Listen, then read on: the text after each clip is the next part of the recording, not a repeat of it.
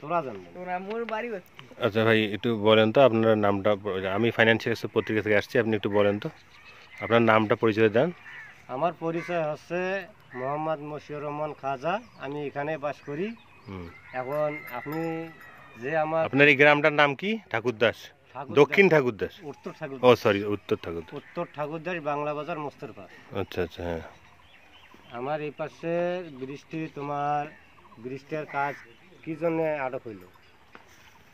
হ্যাঁ, কি জন্য আটক হইল? এখন সামনে আসিল ইলেকশনের আগে আমাদের যা চেয়ারম্যান ছিল আমাদের গ্রামে, সেই চেয়ারম্যানের হাত দিয়ে এটা উদ্বোধন হয়েছিল। এটা হচ্ছে ছোট তিস্তা নদী বলে, ছোট তিস্তা নদীর ব্রিজ। এখন আমার সার না হওয়াতে, আগের মেয়র না হওয়াতে এই ব্রিজের কাজ বর্তমান আটক হয়ে আছে। ও মানে ভোটের সময় মেয়র মানে ওইটা কমপ্লিট হয়নি দেখে ভোট? না না না, সেটার জন্য নয়, তিনি তো হইতে পারেনি, সেই জন্য শুধু ব্যক্তিগত ভাবে এইটা ভাবে উনি সব কাজ ছাড়ি দিয়ে অবসর প্রার্থী। এখন তার তো দোষ দেওয়া যাবে না। এখন যা চলতি ছিল তাই গুরুত্ব নেয় নেই। এখন আমাদের এই যে মা বোন ভাই ব্রাদার আত্মীয় স্বজন যখন পানি আসে তখন তো অসুবিধা যায়। পানি যখন বাড়বে যখন তখন তো অনেক অসুবিধা। এই গ্রাম থেকে কয়টা গ্রামের সঙ্গে এটা সংযোগ? না হইলো 3-4টে। কতগুলা লোক আছে এই গ্রামগুলোতে? না হইলো 5-7 হাজার লোক। হ্যাঁ হ্যাঁ, স্কুল আচ্ছা আচ্ছা আচ্ছা, গাড়ি দিয়ে যাতায়াত করা যায় না, যেমন আমাদের উপর অনেক দূর ঘোরা লাগে, যাতায়াত করা যায় না, অনেক দূর কষ্ট করে ঘুরে আসা লাগে। এই যে বর্ষাকাল আসলে হাঁটতে পারবে না, যাইতে পারবে না, এই বর্ষাকালে হাঁটতেও পারবে না, যাইতেও পারবে না। এই পৌঁছে আমার 5 তারিখে আসবে লেখাপড়া করতে, আমাদের সারা লেখাপড়া করা পাচ্ছে না, এটা আমাদের ক্ষতি হচ্ছে না। এটাকে সরকার বোঝে না, দেখে না? এই ব্রিজটা করে থুই আর এরা কাজ করে না। তাহলে আপনাদের সরকারের কাছে দাবি যে ব্রিজটা তাড়াতাড়ি এটা কমপ্লিট করে দিক। রংপুরকে তো সরকার এখন অগ্রাধিকার দিচ্ছে আবু সাইদের এলাকা হিসেবে।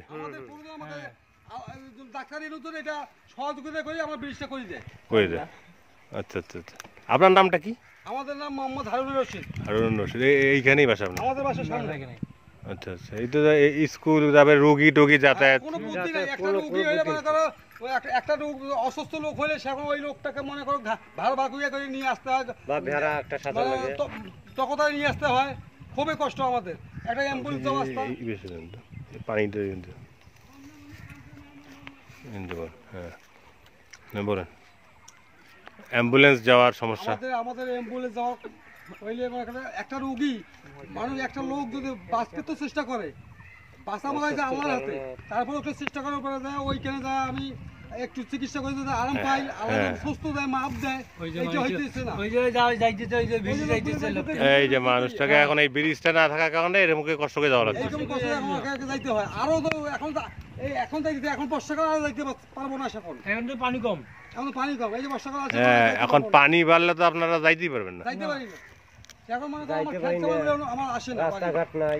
কত তাহলে এই জায়গাটাকে যাইতে গেলে কত কিলো ঘুরতে হবে আপনাদেরকে? আমাকে 3 কিলো রাস্তা করতে হবে, 3 কিলো ঘুরতে হবে, 3 কিলো রাস্তা আবার ঘুরিয়ে আসি, এইখানে আমাকে আসিয়ে পৌঁছতে হবে।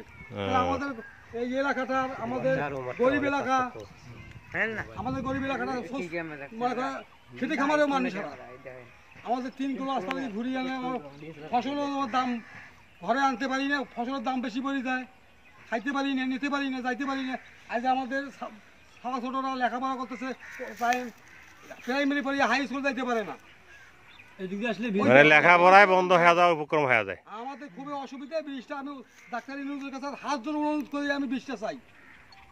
না ঠিক আছে, আমরাও আপনাদের পক্ষ থেকে সরকারের কাছে এটা উপস্থাপন করব, যাতে সরকার এটার ব্যবস্থা নেয়, যাতে এটা হ্যাঁ হ্যাঁ আশা করি আমাদের এই ব্রিজটা যাতে তাড়াতাড়ি হয়। হ্যাঁ হ্যাঁ, এখন কম্পিউটার এডিট করা যায়। 3-4 হাজার 5 হাজার লোক এখানে বসবাস করে থাকে।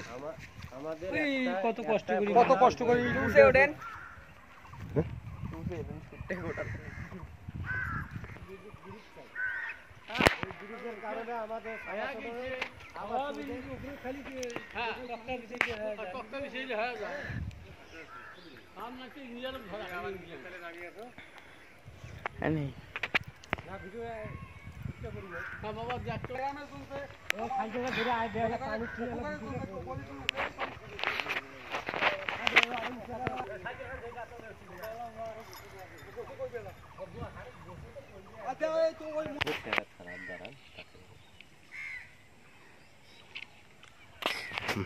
চাচা বলেন, এই যে আপনি এই পেশে আছেন, এই পেশে একটু এদিকে আছে, সোজা আসেন।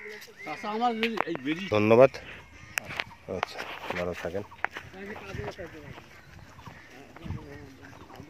চাচা তো জায়গা মতো যাবে, ভুলে গেছি। না যদি দরকার হয় কোনো দিন হয় যে বা কোনো সাক্ষাৎকার না যেমন বাবা। আচ্ছা ঠিক আছে। আচ্ছা আমাদের খুবই মুশকিল একটা খাইরে হলো বাসি রে, যদি কাহেলা বেটি সব হয়ে যাবো বাবা আইসে করে অ্যাম্বুলেন্স নাই কোনো নাই খরচ কি পার করা হয়।